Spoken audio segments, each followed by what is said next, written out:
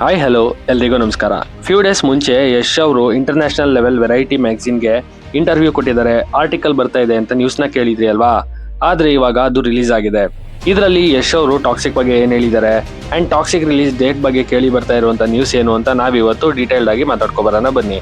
ಅದಕ್ಕೂ ಮುಂಚೆ ನೀವಿನ್ನ ನನ್ನ ಚಾನಲ್ನ ಸಬ್ಸ್ಕ್ರೈಬ್ ಮಾಡ್ಕೊಂಡಿಲ್ಲ ಅಂದ್ರೆ ಅಂಡ್ ನಾನು ಮಾಡುವಂತ ಕಂಟೆಂಟ್ ನಿಮ್ಗೆ ಇಷ್ಟ ಆದ್ರೆ ಸಬ್ಸ್ಕ್ರೈಬ್ ಮಾಡ್ಕೊಂಡು ಸಪೋರ್ಟ್ ಮಾಡಿ, ಹಾಗೆ ಹೈಪ್ ಕೊಡೋದನ್ನ ಮರಿಬೇಡಿ. ಇನ್ನು ಈ ವೆರೈಟಿ ಮ್ಯಾಗಝಿನ್ ಅಲ್ಲಿ ಇರುವಂತ ಪಿಕ್ ಯಶ್ ಅವರ ಟಾಕ್ಸಿಕ್ ಫಿಲಮ್ ನ ತಬಾಯಿ ಸಾಂಗ್ ಅಲ್ಲಿ ಬರುವಂತ ಇಮೇಜ್ ಆಗಿದೆ. ಮತ್ತೆ ಯಶ್ ಅವರು ಈ ಇಂಟರ್ವ್ಯೂ ಅಲ್ಲಿ ಅಥವಾ ಆರ್ಟಿಕಲ್ ಅಲ್ಲಿ 4 ಮೇನ್ ರೀಸನ್ಸ್ ನ ಶೇರ್ ಮಾಡ್ಕೊಂಡಿದ್ದಾರೆ. ಮೊದಲನೇದಾಗಿ ಯಶ್ ಅವರು ಏನ್ ಹೇಳಿದ್ದಾರೆ ಅಂತಂದ್ರೆ, KGF ಫಿಲಮ್ ಆದ್ಮೇಲೆ ತುಂಬಾ ಸ್ಕ್ರಿಪ್ಟ್ ನ ಕೇಳಿದ್ದೆ, ಅದೆಲ್ಲ ನಂಗೆ ಸಕ್ಸಸ್ ತಂದ್ಕೊಡೋ ಹಾಗೆ ಇತ್ತು. ಬಟ್ ನನಗೆ ಫಸ್ಟ್ ಇಂದನು ಇದನ್ನ ಮಾಡೋಕ್ಕಾಗುತ್ತಾ, ಇಫ್ ಇನ್ ಕೇಸ್ ಮಾಡಿದ್ರೆ ಹೆಂಗ್ ಮಾಡೋದು ಅನ್ನೋ ಒಂದು ಸ್ಕ್ರಿಪ್ಟ್ ಬೇಕಿತ್ತು ಅಂತ ಹೇಳ್ಕೊಂಡಿದ್ದಾರೆ. ಮತ್ತೆ ಆ ಥರ ಇರುವಂಥ ಸ್ಕ್ರಿಪ್ಟ್ ನನಗೆ ಹೈ ಮತ್ತೆ ಎನರ್ಜಿ ಕೊಡ್ತಾ ಇತ್ತು, ಅದು ನನಗೆ ಈ ಟಾಕ್ಸಿಕ್ ಫಿಲಮ್ ಅಲ್ಲಿ ಸಿಕ್ಕಿದೆ ಅಂತ ಹೇಳ್ಕೊಂಡಿದ್ದಾರೆ. ಎರಡನೇದಾಗಿ ಏನು ಹೇಳಿದ್ದಾರೆ ಅಂತಂದ್ರೆ, ಗೀತು ಮೋಹನ್ ದಾಸ್ ಅವರು ಲಯರ್ ಡೈಸ್, ಮೂತಾನ್ ಈ ತರ ಇಂಟಿಮೇಟ್ ಕ್ಯಾರೆಕ್ಟರ್ ಸ್ಟಡೀಸ್ಗೆ ಫೇಮಸ್ ಅಲ್ವಾ, ಹಾಗೆ ಟಾಕ್ಸಿಕ್ ಅಲ್ಲೂ ಕೂಡ ಇದು ಕಂಟಿನ್ಯೂ ಆಗುತ್ತೆ. ಮತ್ತೆ ನನಗೆ ಗೀತು ಮೋಹನ್ ದಾಸ್ ಅವರ ಸ್ಟೋರಿ ಟೆಲ್ಲಿಂಗ್ ಮೇಲೆ ನಂಬಿಕೆ ಇದೆ. ಅಂಡ್ ಯಾವುದೇ ಫಿಲಮ್ ಮಾಡಬೇಕು ಅಂದ್ರೆ ಅಲ್ಲಿ ಕತೆ ಇಂಪಾರ್ಟೆಂಟ್ ಅಲ್ವಾ, ಅದು ಇಲ್ಲಿ ಕ್ಲಿಯರ್ ಆಗಿದೆ. ಮತ್ತೆ ಇದು ನೋಡೋದಕ್ಕೆ ಗ್ಯಾಂಗ್ಸ್ಟರ್ ಫಿಲಮ್ ತರ ಕಾಣಿಸಿದ್ರು ಕೂಡ ಇದರಲ್ಲಿ ಡೀಪ್ ಹ್ಯೂಮನ್ ಎಮೋಷನ್ಸ್, ರಿಲೇಶನ್ಶಿಪ್ ಮತ್ತೆ ಪವರ್ ಡೈನಮಿಕ್ಸ್ ಎಲ್ಲ ಇದೆ. ಅಂಡ್ ಆಡಿಯನ್ಸ್ ಇದನ್ನ ಡೆಫಿನೆಟ್ಲಿ ಥಿಯೇಟರ್ ಅಲ್ಲಿ ಎಂಜಾಯ್ ಮಾಡ್ತಾರೆ ಅಂತ ಹೇಳಿದ್ದಾರೆ. ಮೂರನೇದೇನು ಅಂತಂದ್ರೆ, ಈ ಫಿಲಮ್ ನ ಡೈರೆಕ್ಟರ್ ಫಿಮೇಲ್ ಆಗಿರೋದ್ರಿಂದ ಈ ಫಿಲಮ್ ನ ದೃಷ್ಟಿಕೋನ ಚೇಂಜ್ ಆಗಿದೆ.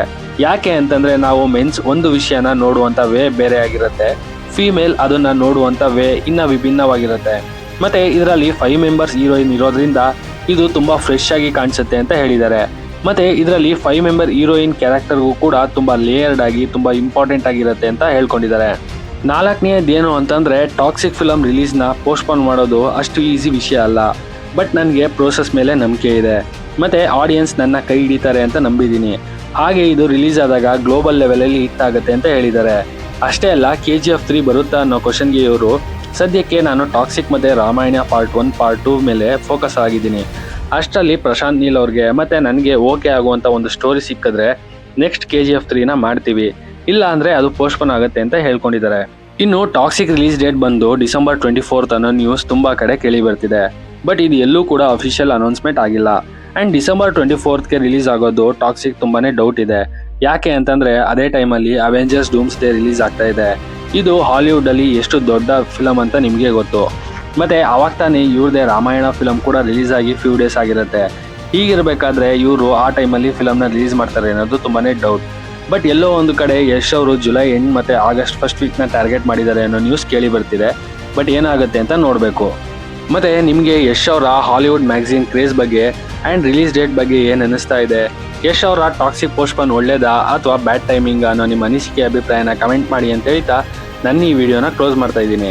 ನಿಮಗೆ ಈ ವಿಡಿಯೋ ಇಷ್ಟ ಆಗಿದ್ರೆ ಲೈಕ್ ಮಾಡಿ, ಶೇರ್ ಮಾಡಿ, ಹಾಗೆ ಮತ್ತಷ್ಟು ಫಿಲಮ್ ರಿಲೇಟೆಡ್ ಅಪ್ಡೇಟ್ಗಾಗಿ ನನ್ನ ಚಾನಲ್ನ ಸಬ್ಸ್ಕ್ರೈಬ್ ಮಾಡ್ಕೊಳ್ಳಿ. Thanks for watching this.